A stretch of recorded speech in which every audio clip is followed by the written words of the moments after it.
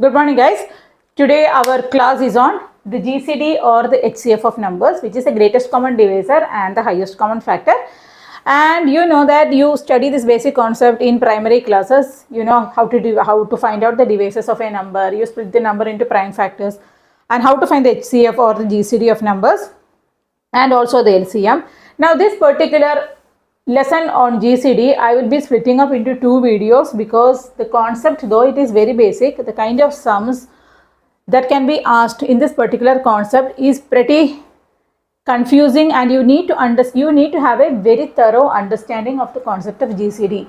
Now when you are learning in grade 6, you have sums in GCD. There is a first chapter, I think. So you have a lot of sums. Find which number leaves so and so remainder when divided by this many numbers, stuff like that. Now when you are studying for Olympiad, one thing is to understand the method of doing a particular sum. The second thing is that you need to understand why we are doing a sum by using the particular method. That part is very important. Now most of the time when I am teaching the concept of GCD and HCF in my Olympiad class or to my Olympiad batch of students, so what they say is that we know the method, so we will be applying it. But that is not enough, because you are not sure about the type of sums that can be asked in any particular concept. So it is very important that you should know why we are doing the way we are doing, in order to know that, in order to get an idea about how to do any kind of sum that comes your way. Okay. Here we have our first sum. Find all pairs A comma B such that 100 less than A comma B less than 200 and their GCD is 60. So we need to find two numbers whose GCD is 60 and which lies between 100 and 200. Okay. Now A comma B, the GCD is 60 means the greatest common divisor of A and B is 60. Or in other words, I can say A and B are multiples of 60. Correct? Now A and B should lie between 100 and 200. So let us see which are the multiples of 60 that lies between 100 and 200. So 60 into 1, 60 into 2, 60 into 3 and 60 into 4. I am just randomly writing the multiples of 60. 60, 120, 180, 240. Because these numbers A comma B lie between 100 and 200, this and this I am eliminating. So all multiples in that side also is gone. So I am having only two numbers, 60 into 2 and 60 into 3. Now I know that both of these numbers lie between 100 and 200 and their greatest common divisor is a 60. So the required pair of numbers is 120 and 180. A very easy sum. You just need to apply the concept that the greatest common divisor of two numbers is 60 means both the numbers are multiples of the GCD or 60 here. Okay. Let me change this sum slightly. 50. I am asking the question where find two numbers A comma B which lie between 100 and 200, but their greatest common divisor now is a 50. Same method. Write down the multiples of numbers. So it is 50 into 1, 50, 50 into 2, 100, 50 into 3, 150 and 50 into 4, 200. Let us write 50 into 5, 250. Now which are the numbers that I can actually take? I cannot take this. I cannot take this because 100 less than. So A and B should be less than 100. A and B should be more than 100. My bad. So this also I cannot take. 150 is okay. 200 also I cannot take because A and B has to be lesser than 200. So I am ending up with only 150.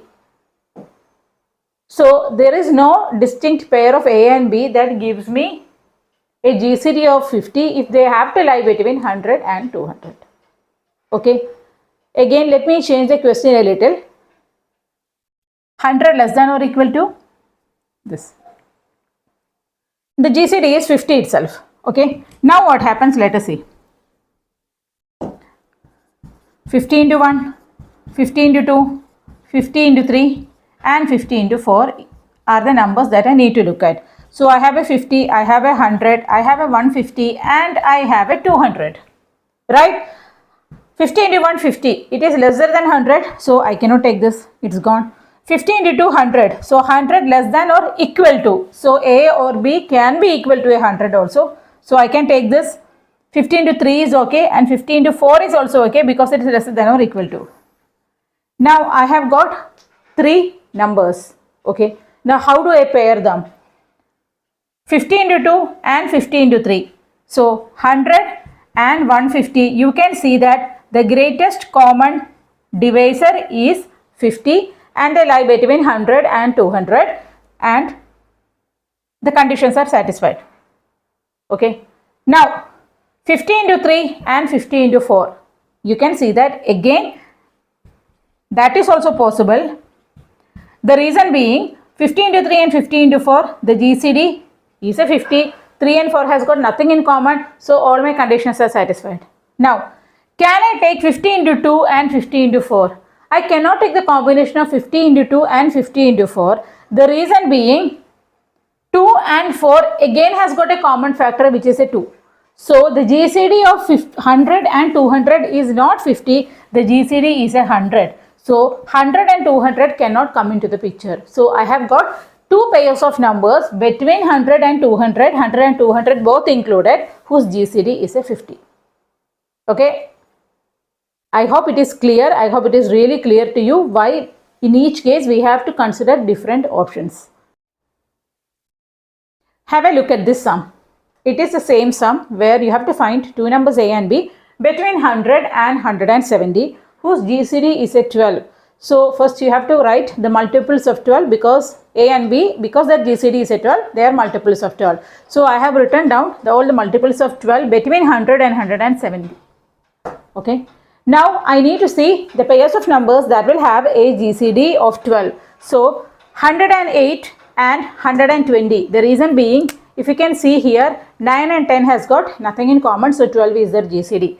Similarly, 108 and 132, because 12 is their GCD and 9 and 11 has nothing in common. Similarly, 9 and 13 has got nothing in common, but 9 and 12 has got 3 as a common factor. So their GCD cannot be 12, it has to be 36. Okay, so I have not taken that into account.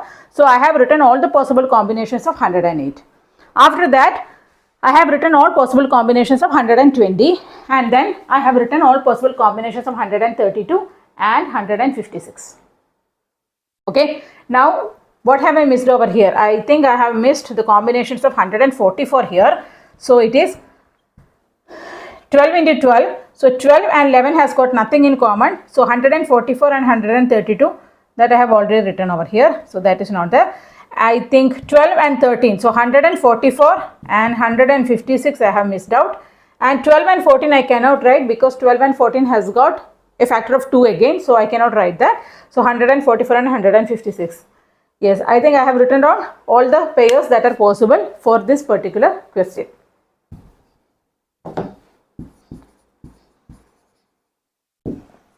Find the smallest square that has at least 3 different prime factors. Okay, so they are asking for a number that is a perfect square and they have at least 3 different prime factors. So let us start. Since we have to find the smallest square number, let us start from the lowest prime factor, which is a 2. Okay, 3 and 5. So you have got the lowest 3 prime factors.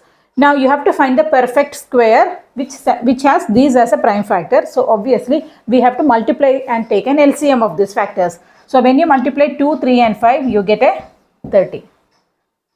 Okay.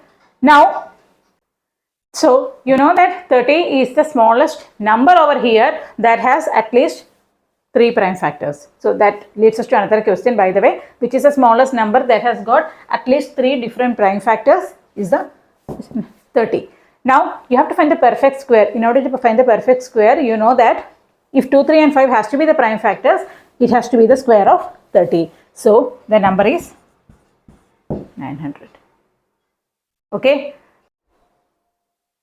Suppose we are changing the question in such a way that find the smallest square that has at least 3 different odd prime factors. Okay. In that case, we know that we cannot take 2 as a prime factor over here. So our prime factor has to start from 3, 3, 5, 7.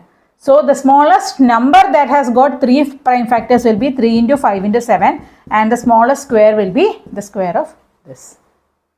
And if the question is find the smallest square that has at least 5 different odd prime factors, you know you have to take the numbers 3, 5, 7, 11 and 13. Multiply them and find the square. We have our next question. Find the smallest square that has 7936 as a factor. Okay, so which means that there is a perfect square whose one factor is given to be 7936. We need to find out a square that satisfies this condition. So what should we do? We have a number x which is a square. This number x is 7936 into some other number. Correct? Some other number or product of many numbers. Okay. Now, in order to find what is pending over here so that this becomes a perfect square, we need to factorize 7936 and see what is missing in 7936 in order to make it into a perfect square. Correct? So let us first factorize 7936 into its prime factors. Here I have factorized 7936. So by luck I have got all factors over here as a 4. So here it is 2 square into 2 square into 2 square into 2 square into 31. Correct. Now you can see that this is a pair out of which I can take out a 2 as a square root. Even this is a pair, this is a pair and this is a pair. The only number that does not have a pair or a matching number with it is a 31. So if I multiply this whole number with a 31, it will become a perfect square. Correct. So 7936 has to be multiplied by 31 in order to get the smallest perfect square. Okay, I will explain again. You need to find out the smallest square number that has 7936 as a factor. Which means that if this is the number that I need to find, it is a product of 7931, 36 and many other numbers. Because they are asking you to find the smallest number, the only thing that you need to find out is what is missing in 7936 in order to make it into a perfect square. So I just need to multiply only that number in order to get the smallest number. Suppose they did not mention the smallest one, then it would have become very difficult because there are many multiples of 7936 that give us a perfect square. Because they ask us to find the smallest number, we need to find only what is missing in this particular 7936 in order to make it into a perfect square. In order to do that, I divided it into its prime factors and see what was missing. I found out that 31 was the only number that was standing without a pair. So I had to multiply 7936 with a 31 in order to get x. So let us find out what the value of x is. So it is into 31. Okay. I have multiplied and I have gotten the number as 246016. So that is the smallest square that has got 7936 as its factor. Look at this particular sum. Find the smallest square that has 252 as a factor. Okay. So you know that the smallest square is 252 into some other number.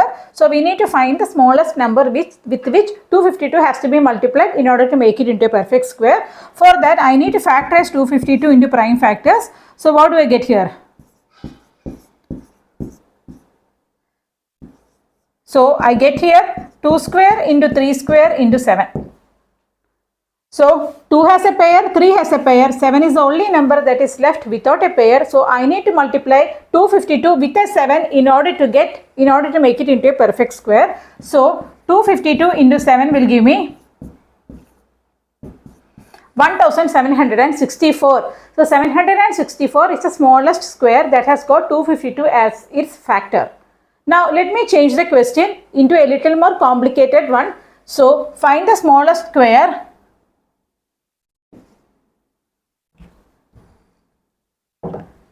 greater than 10,000 that has got 252 as a factor.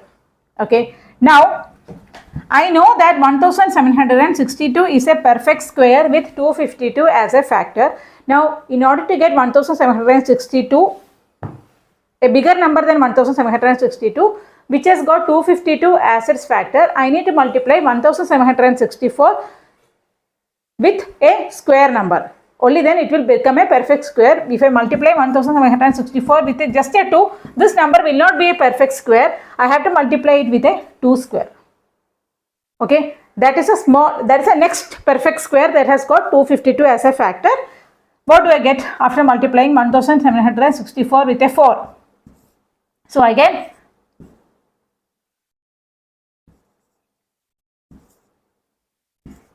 7056. Now I know that 7056 lesser than 10,000. I need a number greater than 10,000. So let me multiply 1764 with the next perfect square, which is a 9, which is a 3 square. So when I am multiplying it with a 9, what do I get?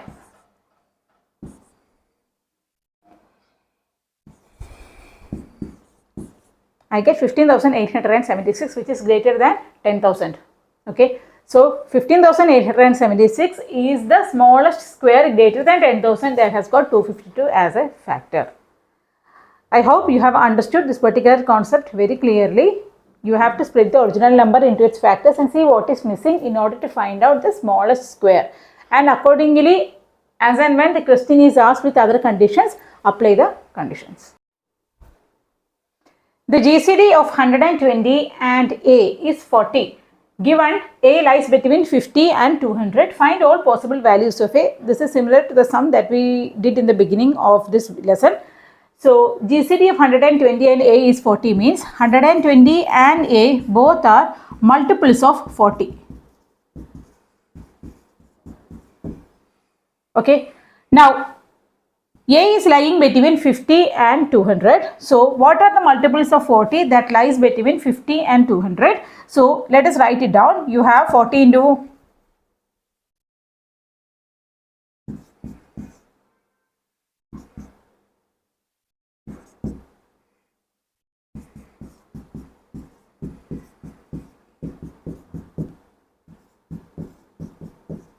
I cannot take 40 into 5 because it is equal to 200. They have given only lesser than 200. So, I have got 80, I have got 120 and I have got 160. Okay. Now, it is said that the GCD of 120 and A is 40. So, the number cannot be 120 anyway. So, it is gone. So, I have to decide between 80 and 160.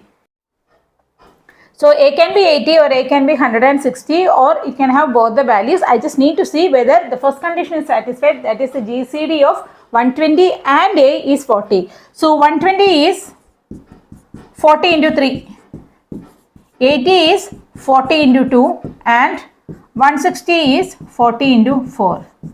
So, you can see that 120 and 80 has got GCD as only 40. So, my first number is 120 and 80, and also 120 and 160 also has GCD as 40 because 3 and 4 has nothing else in common. So, it is 120, 160. So, the possible values of A are 80 and 160.